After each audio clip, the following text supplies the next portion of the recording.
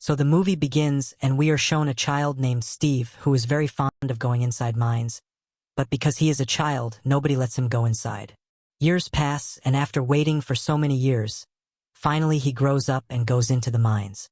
To fulfill his childhood dream, he digs there, and during that he finds an earth crystal and an orb. And as soon as he fits that earth crystal into the orb, a portal opens there. Steve enters the portal, and this world was very different from the ordinary world. Here, everything was square-shaped, as if it were someone's dream or a fantasy world. The name of this world was Over. One special thing about this world was that in this world whatever you could think of would himself come into being. For a creative person like Steve, this world was a paradise. He decides to live here. There, he also gets a wolf dog which he makes his pack. Years pass.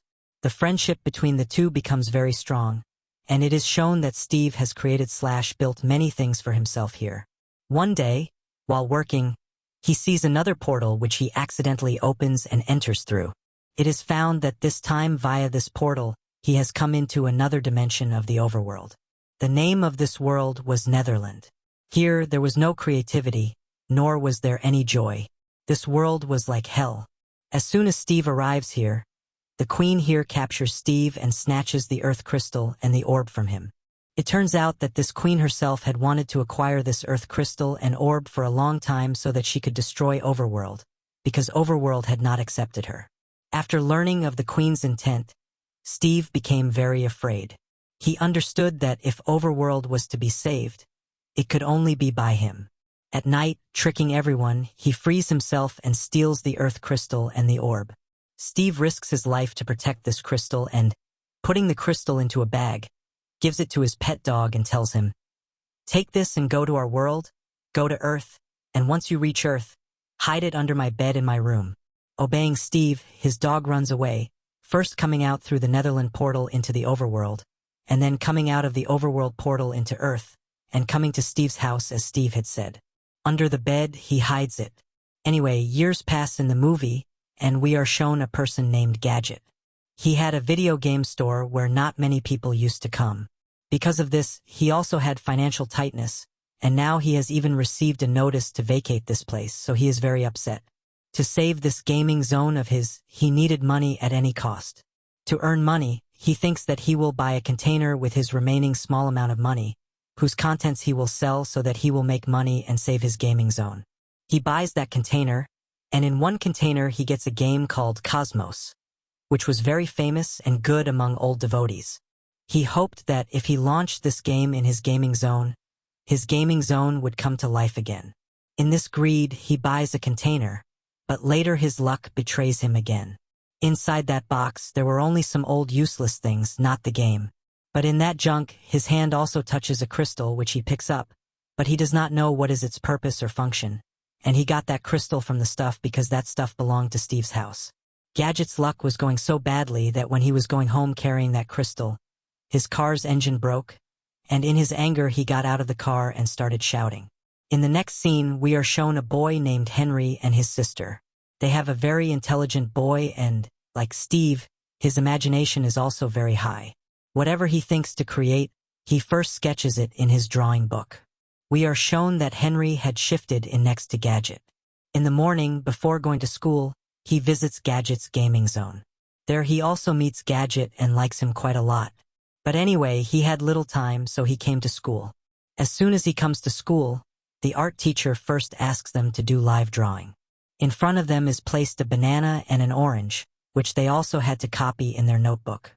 Henry is completing his assignment, but because of his creativity, he draws a jetpack behind that banana.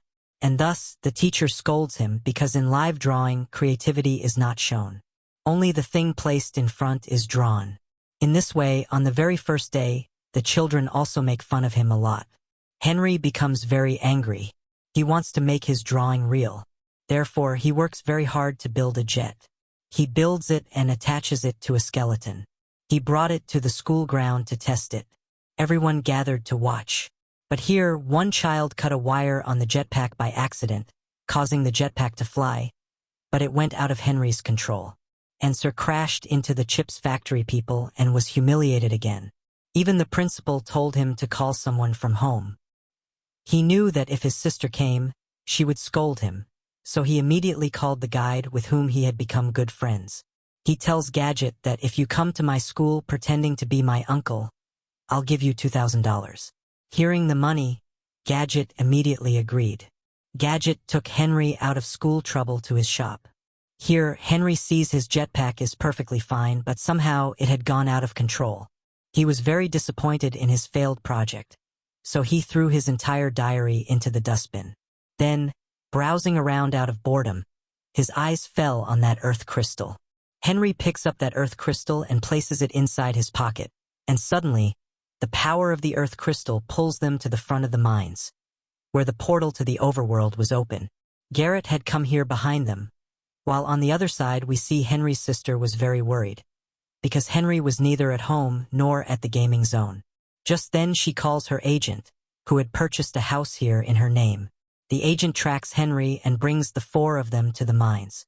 As they stand talking to the Iranian, suddenly that portal begins pulling them in with vacuum force so powerful that Henry, Gadget, Henry's sister, and the lady are all pulled into the overworld. They are surprised to see that world and have no idea what to do. At the same moment, we see a person from the overworld who, when he sees the portal open behind, walks into it without thinking, i.e. he has come into that world through the portal. On the other side, the Netherland Queen now realizes that the orb and crystal have returned to the overworld. So she goes to Steve and tells him, "If you bring me the orb and the crystal, I will spare your life." Steve has regained consciousness. Meanwhile, we see that the agent is very scared here. She tells them all to go back to their world, but just then, in a single second, relief arrives and many skeleton monsters attack from above. To escape, they all begin running. At this time, Henry thinks, if there were a wall here, these monsters could be kept out. As he thinks this, a wall begins to form, and he understands that in this world, whatever you think becomes real. Thinking this, he builds one room after another, helping them protect themselves from the skeleton monsters. Garrett was not with them yet. Henry also left the earth crystal outside this room he built. Risking his life, he picks up the earth crystal and tries to enter, when someone shoots them from behind with a bow and arrow, causing the crystal to break, and only the orb remains in Garrett's hand. To save it, he heads toward the fortress Henry built. At that moment, many monsters emerge from somewhere. They have already begun chasing them. Escaping them, Garrett climbs up the fortress. Then zombies climb on top too, and now everyone's life is in danger. Before they can kill the survivors, Steve enters and skillfully begins to fight the zombie monsters because he has had a lot of experience dealing with these things. He thinks now it's morning, and with a snap, the sun rises. In the sunlight, all the zombie monsters burn and die. Here, Steve introduces himself to these people and tells them that he has been living in this overworld for many years. From the orb in their hands, Steve also realizes that the earth crystal has been broken, which makes him incredibly angry, because now the portal to Earth cannot be opened and they could be trapped here forever. Hearing this, everyone becomes upset. Steve says, "There is one way. Here is a woodland mansion, inside which there is one last earth crystal left. If you want to go back to your world, we must obtain it, and I will help you. But in return, you must give me this orb. In return, you will have to give me this orb." Everyone agrees to his condition. Steve says that going to the woodland mansion is not that easy. It's a path full of dangers, where to survive, these people decide to make some weapons, and Steve brings them to his store. In the store, many things were made by him, but many things he had won by fighting with others. Here, Garrett sees a strange crystal. Steve says, "Don't touch this. Wherever you are, you will be teleported there." Garrett doesn't listen to him, and throws it backward, and suddenly he himself gets teleported back. Now he started believing Steve's words. Here, Steve helps them how they can make some things for themselves. Henry very quickly understands everything Steve said, and here he makes such a pressure gun for himself that even Steve was surprised to see. Here, Direct, a character, whose mind doesn't work much in these things, could only make very basic things. So Steve says, "What are you doing?" So Garrett says, "Actually, I have no interest in making things. I only care about the treasure hidden in the mines. from which this overworld portal opened. Garrett says to Steve, "If you get me to that treasure, I will give you this orb myself." They were still talking when suddenly monsters from the Netherland attacked, whose queen wanted that orb and crystal. To escape from them, they all start fighting, and during this, Henry's sister and that other girl get separated from the group. Steve, Henry, and Garrett go to a high place, and their Steve gives them wings so they can fly. He points toward a mountain and tells them, "Behind that mountain is the woodland mansion where you have to get that crystal." To test the wings, Garrett throws Henry down first. But the wings don't open, and before Henry hits the ground, suddenly the wings activate and he starts flying. Seeing this, Garrett also jumps. Steve wasn't going to jump, but when he saw that soldiers from the Netherland Queen were coming from behind to kill him, he was forced to jump on Garrett. Before they could reach their destination behind the mountains, their wings stop working, and they fall to the ground. Here, Garrett asks Steve, "Who were those soldiers that attacked us?" So here, Steve tells, "They were the Netherland Queen's soldiers, who wanted to destroy the overworld because years ago, her people made fun of her dancing skills. That humiliation ignited a fire inside her. She started hating the overworld and began to dislike every talented person. Now she wants to destroy the overworld by killing all the creative people. That's why she's attacking us, because she wants the orb we have." Garrett asks, "But you also want the orb, right? Why do you want it?" Steve says, "I need this orb to save my dog. If that queen doesn't get the orb, she will kill my dog and keep me imprisoned for life." Here, now we're shown his dog, who is very sad because of Steve being burned. It's night now. Henry's sister and her friend are alone. That dog comes to them. From the collar, they recognize it's Steve's dog. They also want to go back to their friends. So Steve's dog, smelling Steve's scent, starts leading them. Meanwhile, Steve first takes Garrett into that mine where the treasure was hidden. Before they could get it, the guards there get alert and start sealing the mine. Now their lives are in danger. Steve quickly makes them sit in a cart and speeds it up to take it out of the mine. As soon as they come out, the mine gets completely destroyed. Henry gets angry at Garrett. "Because of your greed, our lives were put in danger." Garrett gets angry in return and says, "My life is not easy like yours. I'm bankrupt. I need money. Doing all this has become a compulsion." Steve understands his emotions and tells him, "My condition is just like yours."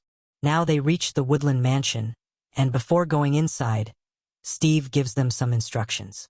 He tells, "On the first floor of the mansion, there are some assassins who strike with axes and don't leave anyone alive.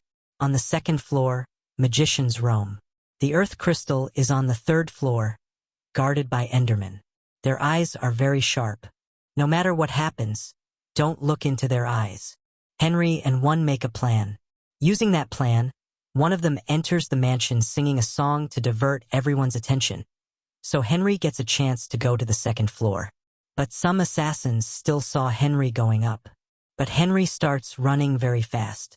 Without coming, he reaches the third floor.